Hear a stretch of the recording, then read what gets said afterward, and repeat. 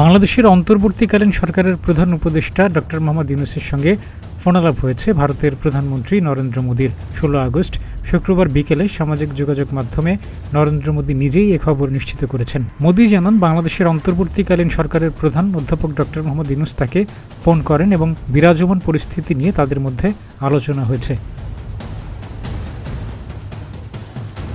মোদি বলেন, একটি গণতান্ত্রিক, স্থিতিশীল, শান্তিপূর্ণ এবং প্রগতিশীল বাংলাদেশের প্রতি ভারতের সমর্থন পুনর্ব্যক্ত করা হয়েছে। এছাড়া বাংলাদেশের হিন্দু সম্প্রদায় সহ সব সংখ্যালঘুদের সুরক্ষা এবং নিরাপত্তা নিশ্চিতের উপর জোর দিয়েছেন নরেন্দ্র মোদি। জবাবে ডক্টর ইউনূস জানিয়েছেন, অন্তর্বর্তী সরকার হিন্দু সম্প্রদায় সহ সব সংখ্যালঘু জনগোষ্ঠীর নিরাপত্তার বিষয়টি অগ্রাধিকার দিচ্ছে। কথোপকথনে ডক্টর ইউনূস এবং মোদি অগ্রাধিকার ভিত্তিতে দুই দেশের দ্বিপাক্ষিক সম্পর্ক এগিয়ে নেওয়ার বিষয়ে আলোচনা করেছেন। সম্প্রতি বাংলাদেশে শিক্ষার্থীদের আন্দোলনের মুখে প্রধানমন্ত্রীর পদ থেকে পদত্যাগ করেন শেখ হাসিনা। শেখ হাসিনা বর্তমানে ভারতে অবস্থান করছেন। তিনি যুক্তরাজ্যে রাজনৈতিক আশ্রয়ের চেষ্টা করছেন বলেও জানা গেছে। শেখ হাসিনার পদত্যাগের পর অন্তর্বর্তীকালীন সরকার শপথ নিয়েছে। দ্রুততর সময়ের মধ্যে নির্বাচন আয়োজনের দাবি করেছে রাজনৈতিক দলের নেতারা।